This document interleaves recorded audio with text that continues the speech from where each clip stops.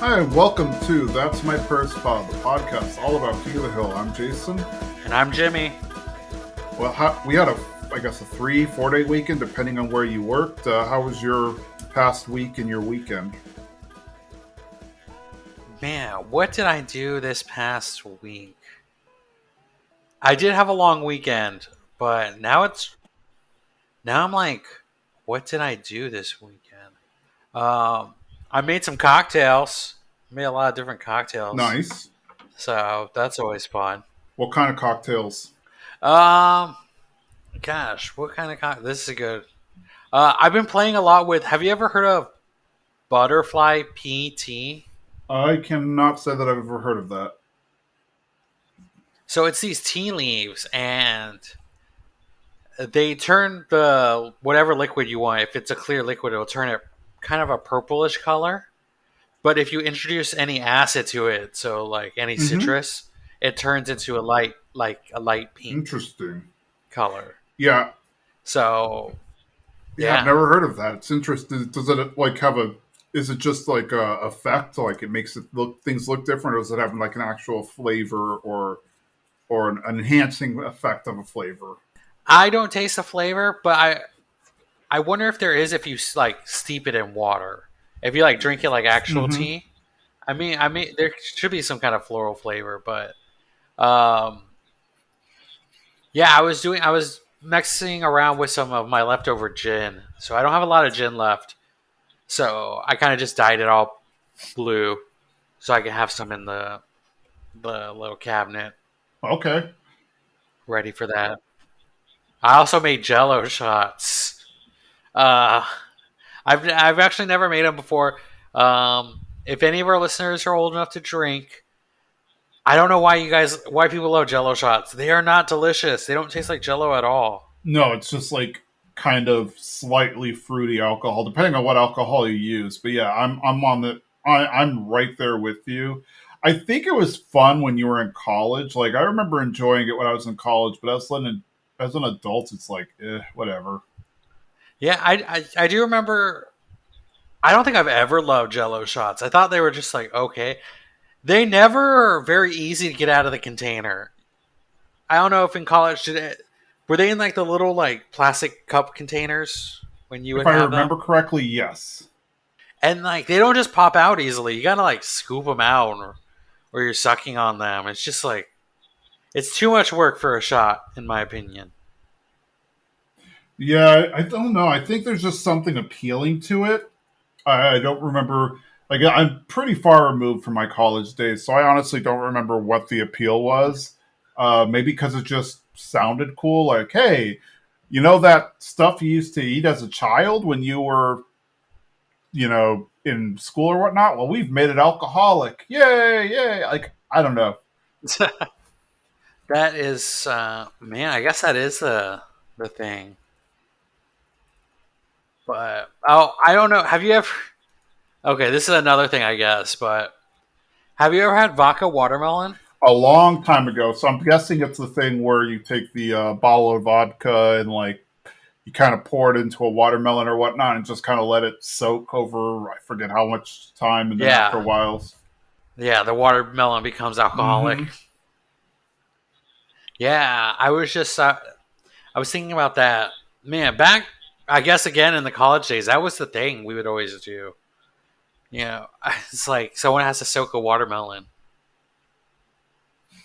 I remember one of my friends had a bunch of different like alcohol and whatnot. Like, the minute he turned 21, he rated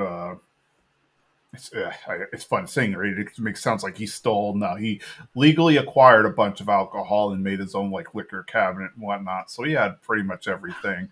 Like literally the day he turned 21, he did that. Uh, and yeah, so he had all everything, including Everclear, but he also had like the cheap stuff. Like, I forget what it was called. There was like an off-brand Jack Daniels. Like it was called Evan Williams, and then there was an off-brand like Jose Cuervo and stuff. So he had like all the off-brand stuff. But we're young. We're like 21, 22. We don't know the difference, so we're just drinking it. Like I feel like once you first start drinking alcohol, you think like, oh, Budweiser is good beer or whatever, and then eventually you start to realize, oh no, there's way better beer. And yes, I know I probably lost us the Budweiser account. I don't know. I mean, I always remember like everyone be like having a Smirnoff and being like, "Oh, this is hard. This Smirnoff goes Yes, I hard." remember that too. When she like, once I turned 21, you'd get like the Smirnoff or the Mike's Hard Lemonade or Bartles and James or something, and you're like, oh my gosh, I'm getting so wasted or whatever. It's like that stuff's essentially Capri Sun with like a sprig of alcohol in it. Oh man, yeah. I got gosh, man. When you're talking about the off-brands alcohol, I just imagine like when you see people on the street selling like off-brand Mm-hmm. purses. I just imagine someone on the street being like, "This is just as good as Jose Cuervo." Yeah, no, that was exactly what it was. It was like you'd go to the liquor store, and then like at eye level was the good brands like Sky and Smirnoff and all that stuff, and then if you look down, like $10 cheaper or whatnot were the off brands. So like off brand Patron, off brand. The only one I really remember is Evan Williams was like the off brand Jack Daniels. Oh man, oh Jack Daniels would just be my go-to thing. Now that I'm older, I can't really. I'm not really going out drinking a lot. Yeah, those days are behind. I would never really had that kind of a day before. Like I was never a hardcore partier or whatever, but I also I don't know. Like it just wasn't me. But at the same time, like even less so nowadays do I drink. Oh man, I don't drink too often. I kind of like maybe 2 cocktails a week now. Um, like I because I do that other show. I make cocktails while I watch anime, so I've been doing that. So I drink during that time. But man, when I was younger, I work in kitchens. So I used to work downtown Austin, and after our shifts, we would just like go to all the bars and get super drunk. I don't even know how I survived.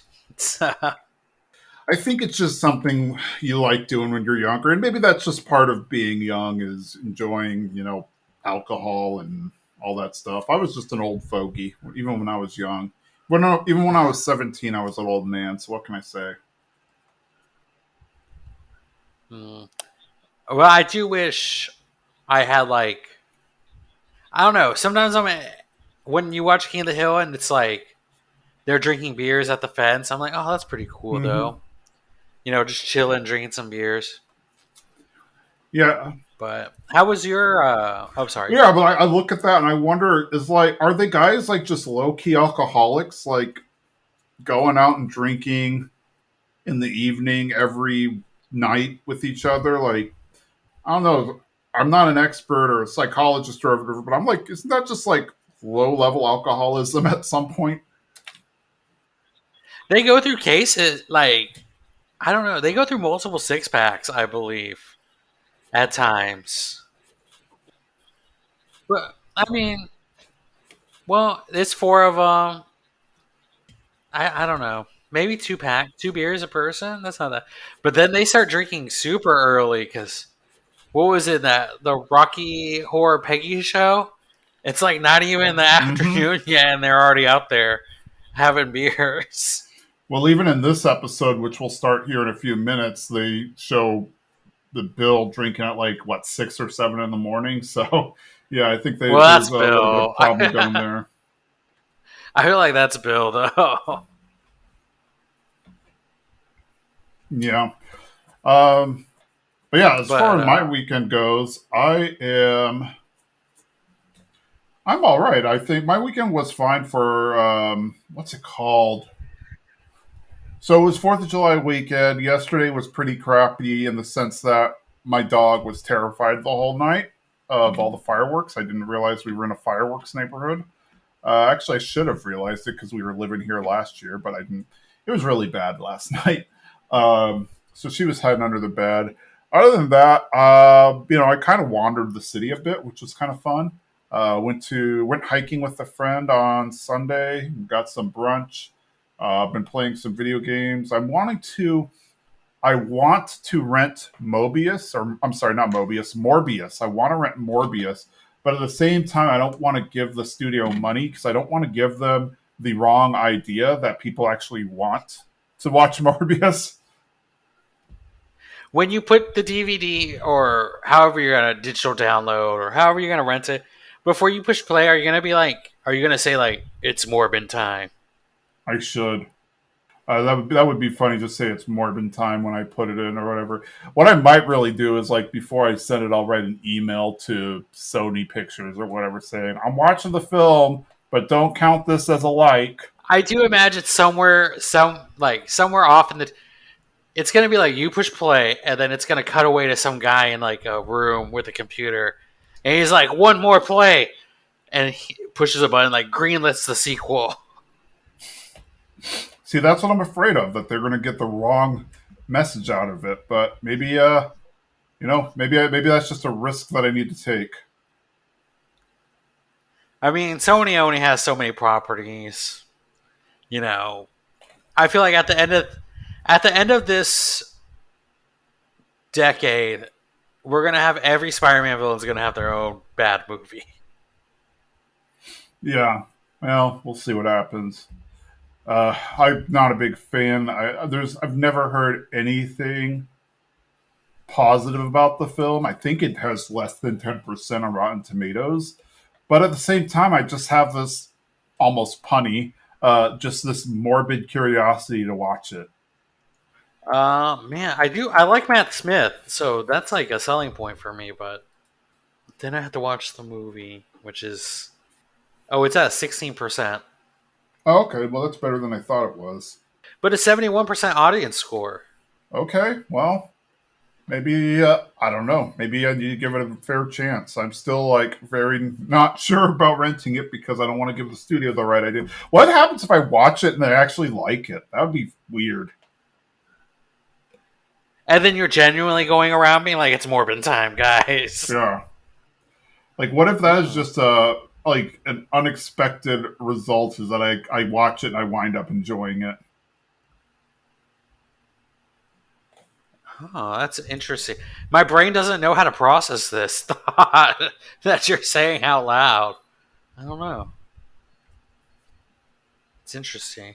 It feels like, oh man, have you heard about the Minions thing that's happening? The only thing I've heard about is something about teenagers wearing suits or something. I don't know if that's the same thing you're talking about. Yeah, like all Minions is like one of the highest grossing movies for the 4th of July weekend because like people were memeing it and then they like started going out and buying lots of tickets and going to watch this movie in droves. People are getting kicked out of the movie for being too rambunctious during the screening. All right, well, I have not heard. I think that's the first time I've heard of people being kicked out of a film for being too rambunctious. But yeah, But I feel like I wonder if people can do that with Morbius. Like I don't know. Thor is coming out this week. What if everyone just rents Morbius on Thor's opening weekend? Boosts Morbius up to Thor level. that would be funny. Or just like have like an eccentric millionaire just like buy multiple rentals of the film. Oh man, that isn't that the greatest meme? I feel like we should get it on Reddit. Well, it's like there was a guy years ago. I know we're kind of going off the rails, but there was a guy, not even years ago. There's a guy who figured out that like the way Google Maps determines traffic is by like the amount of phones that ping or whatever. So he bought a bunch of phones and put them in a wagon, and then just walk down the street with them. And because Google saw like 100 phones or whatever slowly going up the street, it started reporting that there was heavy traffic on that road. So it's just one guy trolling everybody. That's interesting. Because then Google would like tell people to take a different route. Yeah, most likely. Or Oh there's people wow. who would stay on the route and get on there and be like, uh, this is pretty empty. Oh man, I wouldn't know what to think. That's interesting, man. And then he bought service for all those phones. I guess it was Gosh, worth it. This was worth it for I, the I mean, prank. I mean, it. I feel like yeah, if you're richer, your pranks have to be more elaborate.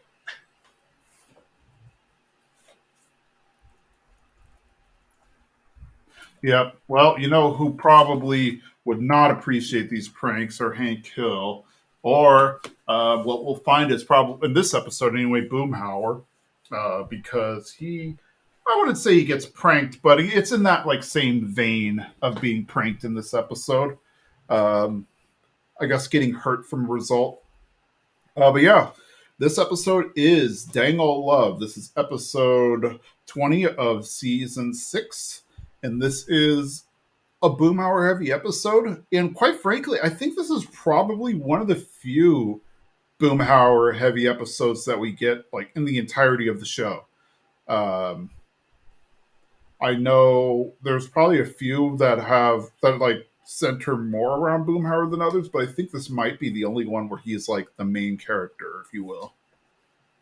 We started at sunrise in Ireland, and we're looking at people's houses, and we see inside the Hill House that Hank and Peggy and Ladybird are all asleep, and it's funny because like Peggy is spooning Hank and Hank's spooning Ladybird, so it's just kind of interesting that dynamic is going on. And then Boomhauer is sleeping with the ice cream lady.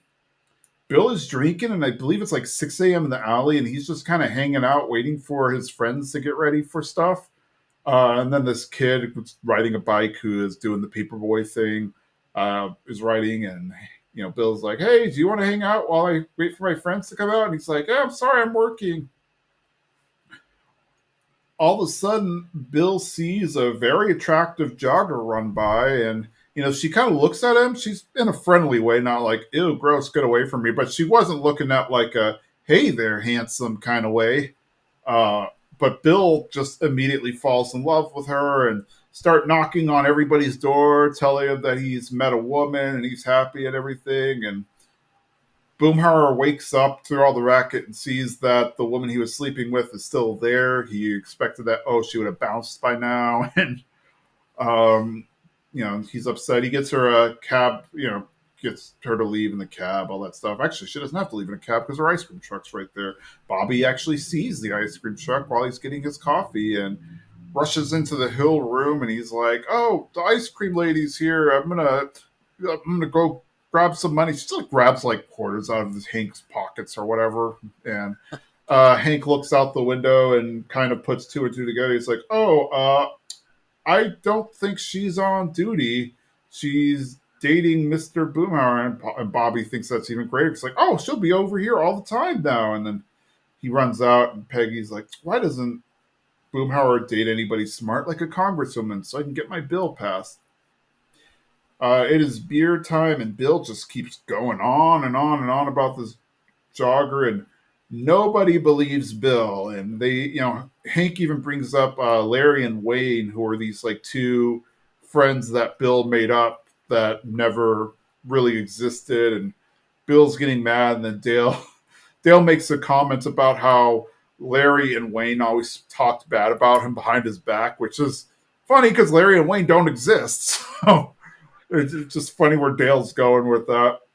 Bill goes over to the Hill House and asks for a mug because he wants to have coffee with this lady. And Peggy kind of plays along, and she grabs a fake mug, like an invisible mug, out of the pantry, and it's like, "Oh, it's dirty," and then she like pretends to clean it out and hangs it to Bill because she obviously thinks that Bill's just making up this invisible woman too. And he just steals the mug from Bobby. So taking a step here, um, yeah, Bill fell hard for somebody that he just saw, which is kind of sad. but that's also in his character. I I really enjoy that Bobby sees the ice cream truck and is super excited for ice cream. And then even more excited that Boomhauer is dating the ice cream lady. He's like, we just hit the jackpot, guys. Ice cream all the time. Because that's exactly how it works, right? You just give away your inventory to the random kid next door.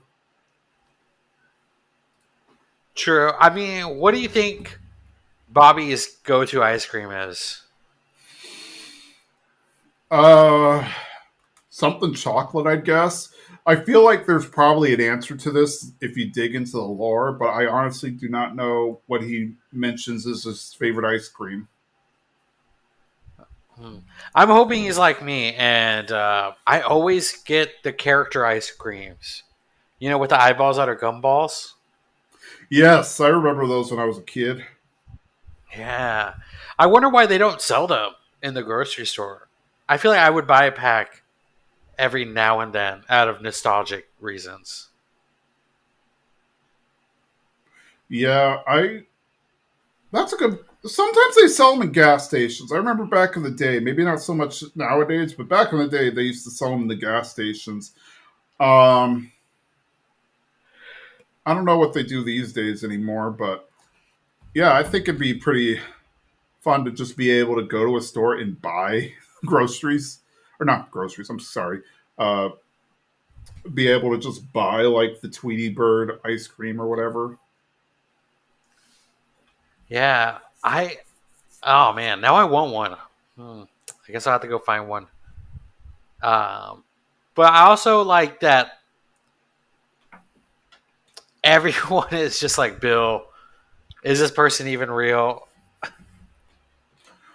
Yeah, which kind of tells me that Bill has a habit of just making up people that don't exist, and we've seen a few episodes where he's done that, where he's like made up an uncle that wasn't really there or whatever, like just because he wanted attention or he needed an excuse to go visit somebody and was like, "Oh, I'm going to visit my uncle. I'll go be up. I'll go to the airport with you or whatever." And so that's kind of like Bill's mo, is to just make stuff up. But and this time he's not. But just the fact that they're all like, "Oh, Bill, come on!" Like they clearly are used to him doing this. Well, Bill is actually trying to prove that he asked her out and stuff, and he actually set up a camera to record his interaction with the woman, and he has like two coffee mugs that he's holding, but he's also like pretending to jog in place, so he just winds up splashing the coffee on his chest, and which I found hysterical. But then what happened? Then he's recording it and he's showing like he's trying to, he's trying to hit on the girl in a way by saying like, oh, hey, would you like to stop for coffee? And she's trying to let him down easy, like, oh, I gotta keep on my, keep on my rhythm and keep my pace and everything. And he turns it off and he's like, see, I told you she was real. And then Hank like acknowledges that she actually existed, but Hank's also like, how you saw that woman on the cereal box, that ice skater on the Wheaties box. She's a real person too, but you fell in love with her. So Hank's still like, okay, yeah, the woman exists, but there's no indication that there's anything going on between the two of you. Uh, but Dale just like tries to come up with an idea to help her win. Excuse me. Dale tries to help Bill win her over in his like conniving way, and basically his idea is they're going to dig holes all over the alley, and that way, when she runs through next time, she'll trip, twist her ankle, get injured, whatever, and then Bill can come out and rescue her and win her over that way. And so Bill comes up. Bill decides to go for that. At this point, Boomhauer's given a little bit of advice on how to talk to women, but then he sees the ice cream lady driving by, so he just ducks and hides and asks Hank to cover for him. And she asks questions, then she leaves, and Boomhauer isn't coming back. And I like how there's this part where Luann's trying to explain the scenario to Bobby because he just doesn't get it. Uh, that Boomhauer is like not dating the ice cream woman. He pretty much just hit it and quit it. And Luann's like, "Oh, you know how you're happy eating just vanilla and you can eat vanilla every day? Well, Boomhauer needs to have a bunch of different flavors." And Bobby's like, "Oh, okay, so why didn't he just stay with her then? She can have all the flavors he wants." And Bobby's just not getting it, which made me feel kind of sad for him. But uh, yeah, so they go digging the holes, and as they're digging, Dale is mentioning that he's looking forward to them getting another woman around because he's running out of things to say to Peggy. The runner, as expected, trips in the hole and hurts her ankle. Bill decides to go out and help her, but he just keeps falling in the holes himself. Like he'll walk, he'll step in one, trip, injure himself, get back up, and then step on another one, trip and injure himself. And it's like, why isn't he just not paying attention? But okay, Boomhauer hears all the ruckus, and so he goes out, picks up the one, brings him to his house, and he starts playing Dido, which is, I guess, his go-to song whenever he's making love. And then Bill is like patching himself up after the commercial, and he's upset because Boomhauer stole his girl, and Boomhauer brings her out to the cab and tells the cabbie to to put the money on his account. So it looks like this is a normal thing that Boomhauer does, and he's done it so much that he actually has like a rapport with the cabbie to where they're like, yeah, this guy will pay me, like he's trustworthy. Bill is super angry naturally, and then Hank is mad because now we'll never hear the end of it. Again, going back, I like how smooth Boomhauer is, and then also how unsmooth Bill is. Like just the juxtaposition between the two of them is interesting. Yeah, it's very. I don't know about. It's very sad seeing Bill fall into the holes and not be able to get to her in time, Mm-hmm. and just see Boomhauer sweep. Like, was it sweep her up, swoop her up, Yep. swoop her up, and like take her away? And it's kind of. I mean, I don't know. Do you? I don't even think she would have gone for Bill. First No, of all, but it's just sad because like I feel like he's like I don't know. It's just sad. I guess anything with Bill trying is very sad to watch. and it's that whole steal my girl thing. Like you can't steal something. Somebody can't steal something from you that's not yours. Like that's just kind of common sense. And one, you can't own a person, so there's that. But then two, there's nothing indicating that that woman was interested in Bill in the first place. So the idea that he stole her or that Boomhauer stole her from him is just ridiculous because it's not like she was interested in him in the first place. But it's sad to see how upset Bill gets and how angry he gets. Now I guess you could also argue that there's a bro code there, like the bro code where if I'm not interested in the girl, you don't go after the girl I'm interested in. But still, But I feel like in this whole story, the true victim is Bobby. Bobby is lost out on ice cream. that's And true. isn't that the worst of it all? Free ice cream. But yeah, he's the biggest victim of them all. Boomhauer is hiding when he sees the lady jogger come by until he realizes that she has a Jaguar that she's driving, and all of a sudden, Boomhauer is interested, and he jumps in the car and he flirts with her, and they drive back to his place, and Dale praises him, and Boomhauer puts on Dido, which now upsets Bill even more. It's like, oh, Bill's doing it, or Boomhauer's doing it again. Peggy is telling a boring story about how she thought she saw the weather guy in the store, and the guy's like, "I'm not the weather guy," but then she's like, "You are the weather guy," but it turns out he's not. It's a stupid story, but it's funny too.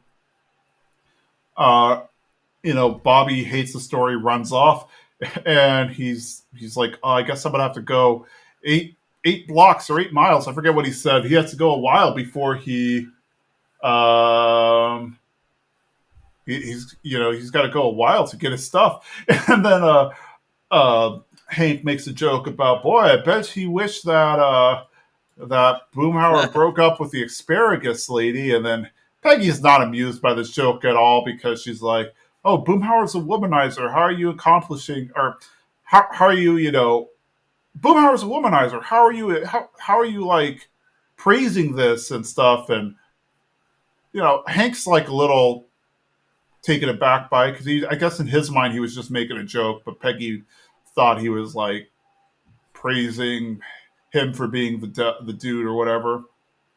Boomhauer's out on date night. He's at Sugarfoot's and he's hanging out with a girl. And they go to her house. She's in like a McMansion, so she's definitely well off.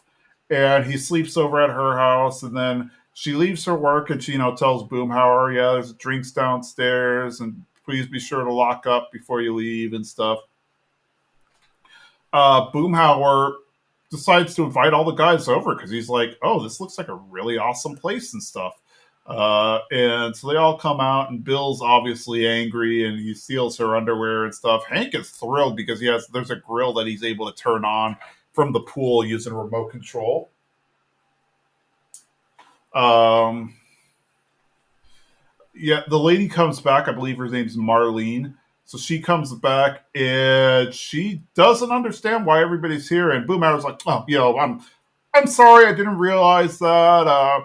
I thought it would be cool if I invited my friends over on a hot day. I apologize." He gets them to leave and he sticks around and he goes up to hug her and stuff, but you know, she doesn't want to see him anymore. Like he was, he was essentially like a sport hookup. Like she just wanted to hook up with him, and now she's moved on with her life. But Boomhauer is just not getting that. Outside, we see Hank and Boomhauer is just like urgently just stand by the phone waiting for a call from the girl because he's fallen in love. And Hank mentions how he fell in love with Peggy at first handshake. Boomhauer even goes to see his Meemaw, and at first his Meemaw is speaking very unintelligibly, and then she puts in her teeth, and now it's like, oh, now we can hear her and stuff. But then she's still like she's talking like Boomhauer, but Boomhauer can hear her, and I guess that's all that matters. Boomhauer and his family has all these, yeah, has all this. I guess this is how they speak. But yeah, he asks for his grandma's ring because he's going to propose to Marlene. So there's a lot of things here. One, he's only been dating this woman for 3 days, or at most.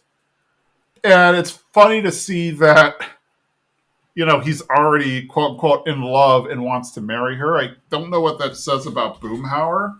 Uh, just the fact that, like, I don't know. Like, is he the type of guy who he just quote unquote uses and moves on from women so often that any woman that he likes for more than 2 days is like, that's the one I want to marry? I mean, it's kind of interesting seeing like this is very similar to like what Bill does, except it's not with the Wheaties box person. Yeah.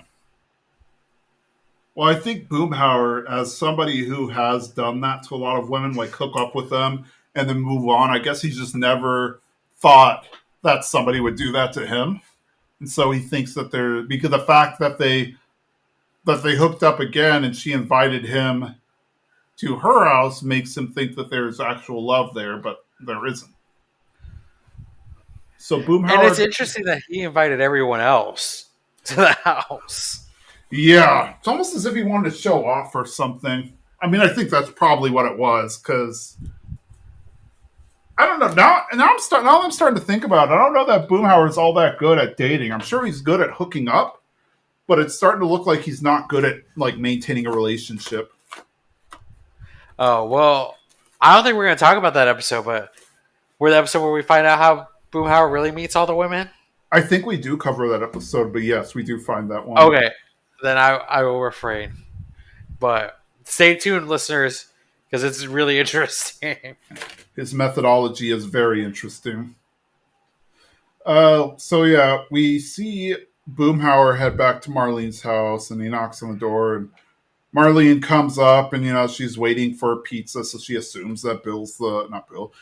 She assumes that Boomhauer is the pizza guy, and she opens the door and looks and doesn't see anybody. Then she looks down, and Boomhauer's on one knee and asks to marry her, and she is just like, man, she is taken aback because she just doesn't understand it, and she's like, oh, I only understand half of what you say all the time, and the other half I just smile and nod, and then all of a sudden another guy shows up, and it's clear that now she's hooking up with another guy, and Boomhauer Boomhauer gets the hint, and he says, "Oh, okay, well, plenty of other fish in the sea." He gets in his car, drives away, and he just starts crying.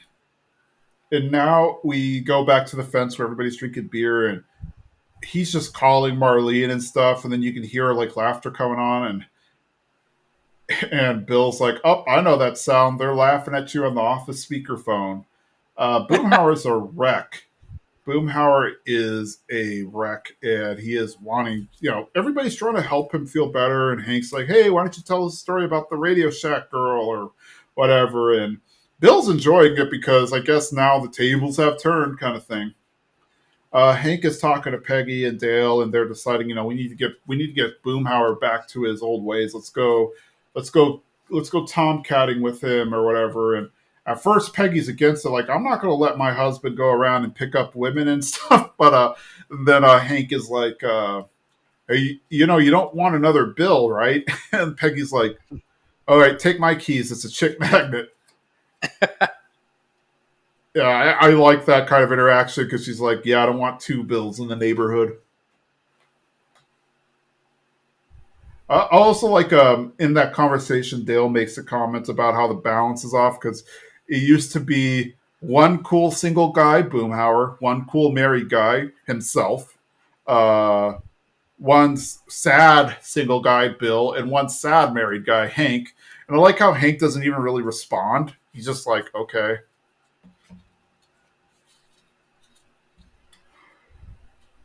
Oh man, I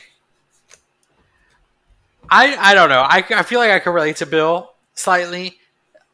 Just enjoying. I don't know why it's so pleasurable watching someone who's been on top be knocked down a little bit. I guess it just makes you feel like they're human too. They are very human. But when Bill's like, "I know that sound," they're laughing at you on speakerphone. Oh, that one hurts. Yeah, I can't say that I've ever had that happen to me before, but definitely, I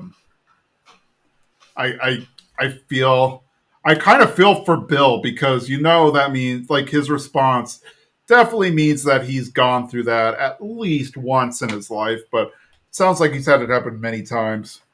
Which also is kind of weird because it shows that he doesn't learn his lesson, but at the same time, I guess the show wouldn't be as interesting if he did. I also love Peggy's fear is to have two Bills in the Yes, alley. as she already has to deal with one who has unrequited love for her, so the idea of possibly having a second probably really makes her uneasy.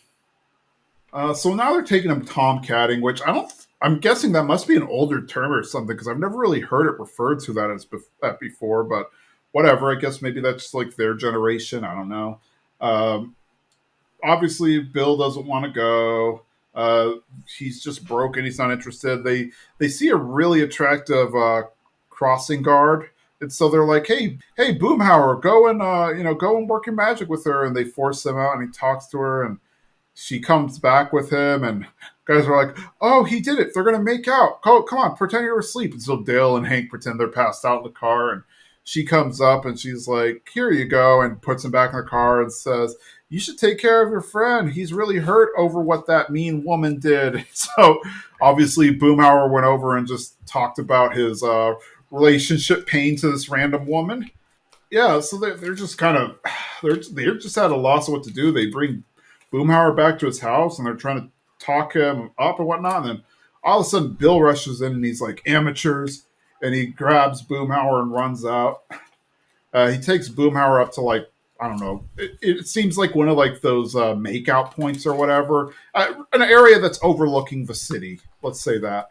and he's giving him a pep talk about how terrible things are, and sometimes you just things get bad and you're going to be hit by a train, and you just got to get yourself back up and keep trying. And then Bill's like, "Look at me, I'm fat and old, and I'm getting every day I'm getting fatter and older, but I still keep trying. Every at the end of every month, I go to the woman's prison to meet a woman because chances are they haven't seen a man in 20 years. Has it worked out for me yet? No, but I'm going to keep trying." And he just man, he keeps just building Boomhauer up, and now Boomhauer's feeling better about himself. But Boomhauer's also decided to take a little bit of date for breaking, and he actually drives over to the ice cream lady's house and apologizes for his behavior.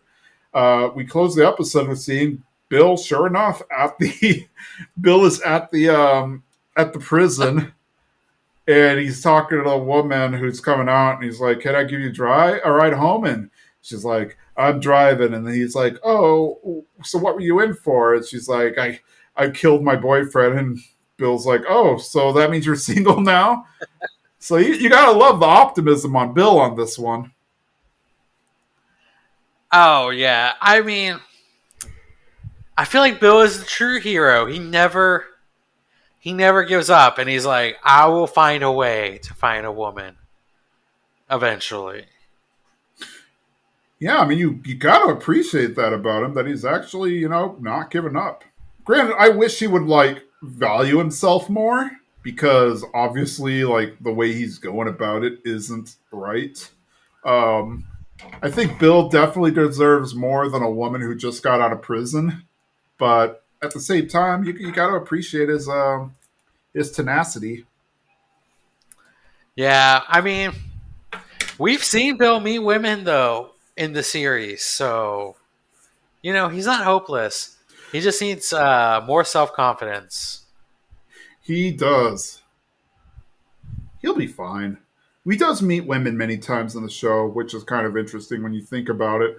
Like he definitely doesn't hit the same numbers as Boomhauer, and we don't rarely ever see him in like a stable relationship.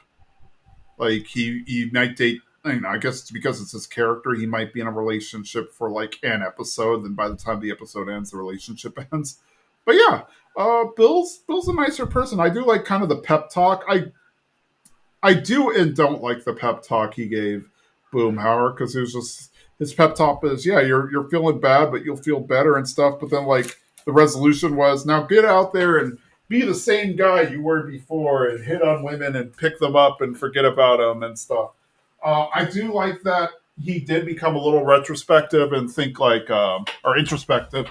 Boomhauer became a little introspective, and I like that because now he's like, oh, I know what it's like to feel this way, to like have somebody hit it and quit it, and so I'm gonna go apologize to the other women. Do you think we get ice cream back on the Nah, street? Oh no. of course not. I feel like, well, I really like the end scene here with Bill at the jail, at the prison. But I would have loved another end scene with Bobby having to walk the blocks to get ice cream. Yeah, like a post credit scene where it shows him riding a bike like 3 blocks. Yeah. I really enjoyed that. It was a nice, excuse me, it was a nice ending, albeit a bit weird. Yeah, I mean, Boomhauer is not I wouldn't call him my favorite character, but I definitely appreciate him. And yeah, I don't know. It I was mean, a really fun episode. there are some really great. I think another one of my favorite episodes is a Boomhauer episode. I don't think we're going to talk about it. Now I can't remember the name. It's the one where Boomhauer surfs. Yeah, I think we might actually have that on the list. Oh, is it? Yeah, Oh, four wave intersection. yeah, we have that like later on the list. But yeah, I think Oh, yeah, okay, then I won't talk about it because I really love. I always feel like with a Boomhauer episode, there's always a great Bill B line, B that's story. true. Because That's like true. here we have this because Bill being upset is like almost the B story of this thing, and we get a really cool B story with Boomhauer surfing. Man, I'm glad those are probably the two big Boomhauer episodes. I'm glad we both have them on. Yeah, and I think there's a few others that come to mind. I don't know if they're on the list or whatever, but there's like one where his or like a former woman that he liked, like I think she's the one who got away, is going to marry his cousin or his brother or something like that, and then yeah, there's a few others, but this one is probably definitely one of the bigger Boomhauer ones. So I think we start to see a little bit of how Boomhauer works, like how his mind works. You know, now that I'm like thinking about it, what's that episode where is it the Canadians take over Boomhauer's house? They Yeah, do like a house swap. that's a later. I think that's like the final season or the season right before the final season. Okay, I don't think we're talking about that one for sure. I don't think we are because that one is where Boomhauer brings a girl back from another country, Yes, and I'm like, oh, the commitment issue must be over by now. yeah, that's we rarely see him stick with one woman. I can, gosh, he almost never does. It's almost always just for an episode, not even a full episode. You see the same woman. Do you think he bought her a plane ticket back, like in the morning? It's like tells the cab driver put it all on my tab, including the flight. Yeah, or they just took a cab from wherever in Canada all the Oh, way to yeah, Texas. that's true. Be one very expensive cab fare. Well, that's all I've got on this one. How about yourself? Yeah, I'm really glad we got to talk about Boomhauer for a while. It feels like we rarely get to talk about that character. Yeah, I feel like the creators didn't really know what to do with Boomhauer much, and that's why he was always like a side character in most of the episodes. But yeah, I do like how I do think they actually were able to figure out what to do with him and at least find a few episodes where they can use him properly and there's a good story coming from it. Well, that's all I've got. So join us next time as we talk about the little horrors of shop, which is actually probably one of my top 10 episodes. So it's going to be a fun one to talk about. Until then, I'm Jason. I'm Jimmy. Bye. Bye.